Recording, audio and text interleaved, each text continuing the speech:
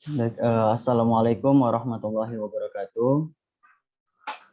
Selamat malam. Mohon izin rekan-rekan di Stasiun Meteorologi Malamo, Kepulauan Sula. Pertama-tama saya ucapkan terima kasih karena telah meluangkan waktunya untuk membantu saya pada presentasi Diklat PMG Ahli. Baik, pada kesempatan kali ini saya akan mempresentasikan tentang review jurnal yang saya ambil, yaitu dengan judul Effect of Northern Tropical Cyclone on Atmospheric Condition and Distribution of Rainfall in Gorontalo, Ternate, and Sorong Region.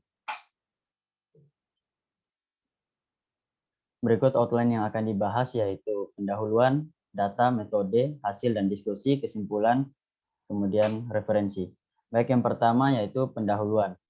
Nah, pada tanggal 22 Desember 2016, siklon tropis telah terjadi di wilayah Samudra Pasifik Barat bagian utara Papua. Siklon tropis Nokten bergerak dengan kecepatan angin maksimum mencapai 93 km per jam dan memicu peristiwa hujan di beberapa wilayah. Umumnya, pembentukan siklon ini terjadi di daerah dengan posisi lintang di atas 10 derajat atau berkisar pada jarak 500 km dari ekuator. Potensi gangguan cuaca akibat siklon tropis cukup berpengaruh di Indonesia. Untuk itu, kajian dilakukan untuk membahas dampak siklon tropis Nokten yang terjadi di wilayah Gorontalo, Ternate, dan Sorong. Tujuan dari penelitian ini adalah untuk mengetahui kondisi atmosfer yang terjadi berdasarkan tahapan pertumbuhan dan menganalisis pengaruh siklon terhadap kondisi sebaran curah hujan, serta mengetahui dinamika atmosfer yang terjadi di ketiga wilayah tersebut. Berikut untuk data yang digunakan, yaitu data satelit Himawari 8, data satelit TRMM, dan data reanalisis ECMF. Untuk metode yang digunakan dalam penelitian ini yaitu metode analisis deskriptif, di mana pengolahan data citra satelit Himawari 8 menggunakan salah satu program variasi satelit yang dikembangkan oleh JMA berupa GMSL-PC. Satelit ini dapat menampilkan citra satelit dan menggabungkan dengan data cuaca numerik atau NWP. Nah, dari data NWP terpisah dari data satelit juga diperoleh dari JMA dalam satu paket dengan data citra satelit. Penelitian ini juga menggunakan pengolahan pada data reanalisis era interim yang didapat menggunakan aplikasi GRADS. Berikut untuk hasil dan diskusi.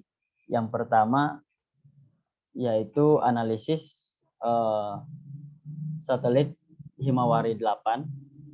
Nah, berdasarkan pada citra kanal IR satelit Himawari menunjukkan adanya perubahan temporal jalur pergerakan siklon tropis Nokten. Kondisi awan pada tanggal 21 Desember 2016 menandai tahap awal tumbuhnya siklon.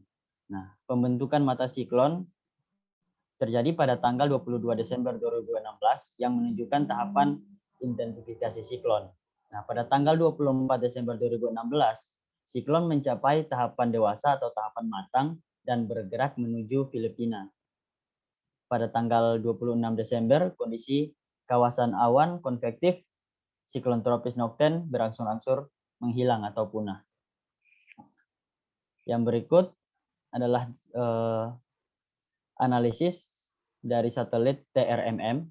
Nah, berdasarkan hasil analisa dari citra satelit TRMM ini, dapat diketahui bahwa pada awal pembentukan siklon tropis, kondisi curah hujan di wilayah Gorontalo dan Sorong secara umum berkisar antara kurang dari 10 mm per hari.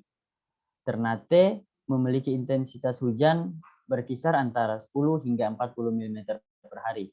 Nah, pada tahapan siklon tropis dewasa atau matang, pada ketiga wilayah tersebut umumnya hanya memiliki potensi curah hujan kurang dari 10 mm per hari. Selanjutnya, pada saat siklon punah, kondisi curah hujan di ketiga wilayah tersebut bervariasi, yaitu berkisar antara 10 hingga 60 mm per hari. Dari analisis TRMM, diindikasikan pada saat punahnya siklon tropis, ketiga wilayah tersebut mengalami peningkatan curah hujan.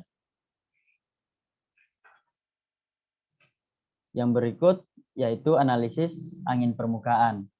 Nah, dari analisa angin permukaan, pada tahap awal pembentukan siklon nokten, terdapat perputaran arus siklon di utara Papua Barat di Samudra Pasifik bagian barat. Di Ternate terdeteksi adanya daerah belokan angin akibat siklon yang menghasilkan awan konvektif. Pada tahap pembentukan, menunjukkan kondisi pola angin di wilayah Sorong yang bergerak secara siklonik menuju pusat siklon dengan kecepatan angin berkisar antara 5 hingga 15 knot. Ini juga menunjukkan adanya shearline atau daerah belokan angin di ketiga area tersebut. Nah, pada saat fase matang, massa udara di ketiga wilayah tertarik ke pusat siklon di timur Filipina. Dan pada saat pelemahan atau kondisi punah, menunjukkan kondisi pola angin di Gorontalo dan Ternate secara umum masih dipengaruhi oleh siklon dengan kecepatan kurang lebih 5 knot. Berikut untuk kecepatan vertikal pada tahap untuk analisis kecepatan vertikal.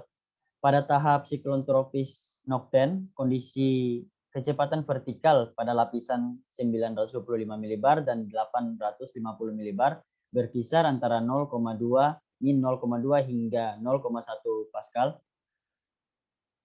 Massa udara cukup rendah pada lapisan 700 hingga 500 milibar juga menunjukkan nilai yang sama. Kondisi cuaca atmosfer di ketiga wilayah tersebut secara umum bisa dibilang cerah. Nah, pada saat siklon belum matang, kondisi kecepatan vertikal di 3 wilayah di masing-masing di setiap lapisan, yaitu lapisan 925, lapisan 850, kecepatan vertikal negatif hingga ke lapisan 700 milibar dan lapisan 500 milibar. Terdapat pola perubahan yang menunjukkan adanya indikasi peningkatan massa udara di wilayah tersebut yang cukup tinggi. Kemudian pada saat matang, siklon dengan kecepatan vertikal di lapisan 925 milibar, lapisan 809 milibar menunjukkan bahwa adanya potensi terjadinya awan konvektif di Gorontalo, di Ternate, dan di Sorong cukup rendah. Dan pada saat fase punah, kecepatan vertikal untuk di sebagian wilayah Sorong terdeteksi memiliki kecepatan vertikal dengan nilai minus 0,4. Nah, dari hasil analisis kecepatan vertikal ini dapat disimpulkan bahwa telah terjadinya peningkatan massa udara aktif di kota Sorong. Sedangkan untuk wilayah di Gorontalo dan Ternate secara umum memiliki potensi curah hujan yang rendah. Kemudian untuk analisis vortisitas relatif, berdasarkan hasil analisis GREDS, pada tahap awal pembentukan siklon tropis nokten, terlihat bahwa kondisi vortisitas relatif rata-rata pada lapisan 925 milibar di wilayah Gorontalo dan Ternate dan Sorong menunjukkan kondisi angin siklon. Kemudian untuk di lapisan 850 dan 700 milibar menunjukkan nilai vortisitas relatif yang sama. Pada lapisan 200, nilai vortisitas relatif menunjukkan bahwa adanya pergerakan umum antisiklonik. Hasil analisa menunjukkan bahwa kondisi cuaca di ketiga wilayah tersebut pada umumnya cerah. Kemudian pada tahap perkembangan atau pertumbuhan siklon terlihat di ketiga wilayah tersebut menunjukkan adanya kondisi siklonik, di mana kondisi ini juga mendukung dari lapisan 800 milibar, kecuali untuk wilayah bagian utara di Gorontalo dan Sorong. Kondisi ini menunjukkan adanya pusaran relatif pada tahap pertumbuhan siklon. Dan pada saat siklon matang, menunjukkan adanya pergerakan siklonik di ketiga wilayah tersebut. Siklon juga ditampilkan hingga lapisan 205 milibar. Pada tahap punahnya siklon atau pelemahan dari hasil analisis pada tanggal 26, yaitu dapat disimpulkan bahwa kondisi vortisitas relatif di Sorong dan Ternate bergerak secara siklonik, kecuali untuk wilayah Gorontalo yang bergerak secara antisiklonik. Kemudian untuk analisis dari pengamatan curah hujan, kondisi curah hujan yang terdeteksi di Gorontalo, Ternate, dan Sorong secara umum memiliki pola yang sama, kecuali pada tanggal 26 Desember memiliki skala intensitas hujan yang berbeda. Kondisi curah hujan maksimum umumnya terjadi pada tanggal 26 Desember 2016, yaitu pada saat punahnya siklon, kecuali di wilayah Gorontalo mengalami penurunan intensitas. Kondisi curah hujan pada tahap awal siklon ketiga wilayah tersebut berkisar antara kurang dari 10 mm per hari. Kemudian pada tahap intensifikasi atau pada tahap perkembangan ketiga daerah tersebut mengalami peningkatan curah hujan yang berkisar antara 15 hingga 35 mm per hari. Sedangkan pada saat matang atau fase dewasa, umumnya distribusi curah hujan rendah berkisar antara kurang dari 10 mm per hari. Kemudian untuk kesimpulannya, yaitu siklon tropis Nokten ini dia berdampak terhadap kondisi atmosfer di Gorontalo, Ternate maupun Sorong pada tahap awal pertumbuhan siklon ketiga wilayah tersebut cukup basah dengan intensitas hujan rendah. Kemudian pada saat perkembangan siklon berkontribusi terhadap terjadinya hujan dengan intensitas sedang di ketiga wilayah tersebut. Dan pada saat matang umumnya dalam kondisi cerah kecuali untuk wilayah Sorong. Kemudian pada saat fase punah, Gorontalo dan Ternate masih dipengaruhi oleh aktivitas siklon, sedangkan Sorong lebih dipengaruhi oleh aktivitas lokal. Nah, untuk Gorontalo sendiri dalam kondisi umumnya cerah, sedangkan Ternate dan Sorong terjadi peningkatan curah hujan dari intensitas sedang hingga dapat mencapai intensitas sedang hingga lebat. Berikut untuk referensi yang digunakan. Sekian presentasi dari saya ucapkan terima kasih. Untuk mengakhiri presentasi dari saya, jika rekan-rekan sekalian ada yang ingin bertanya, saya persilahkan.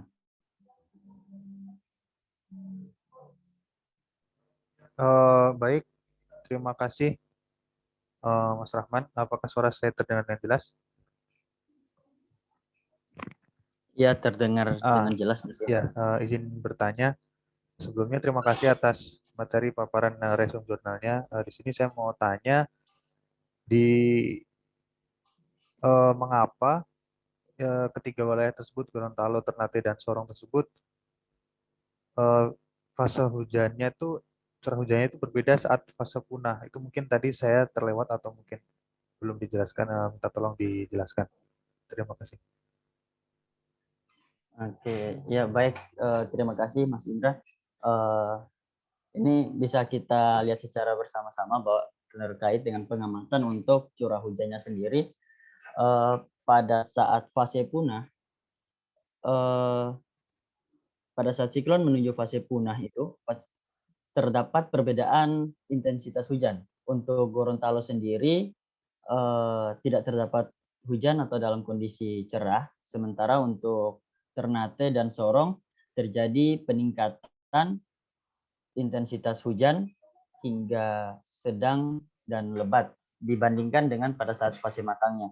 Nah, hal ini dipengaruhi oleh faktor untuk Sorong sendiri, dia dipengaruhi oleh faktor lokal. Jadi adanya aktivitas secara lokal yang dapat membentuk awan konvektif yang dapat menimbulkan hujan. Kemudian untuk kondisi Ternate dan Gorontalo malah masih dipengaruhi oleh aktivitas siklon. Akan tetapi perbedaan jarak kemungkinan pengaruh lebih besarnya itu setelah punahnya itu yang didapat yaitu Ternate, sehingga pembentukan awan konvektifnya lebih besar. Jadi terdapat kenaikan intensitas hujan dibanding Gorontalo yang malah mengalami penurunan hingga ke kondisi cerah. Jadi faktor yang membedakan kenapa sampai intensitas hujannya berbeda di ketiga lokasi, yaitu kedua lokasi masih dipengaruhi oleh aktivitas siklonik itu sendiri, sementara untuk wilayah Sorong misalnya dipengaruhi oleh faktor lokal. Terima kasih, Mas Indra mungkin bisa Oh iya, iya baik. Terima kasih atas tanggapi. penjelasannya. Cukup bisa dimengerti jelas. Terima kasih. Ya baik, mohon izin, apakah masih ada tanggapan, pertanyaan atau saran? Jika masih ada, saya persilahkan.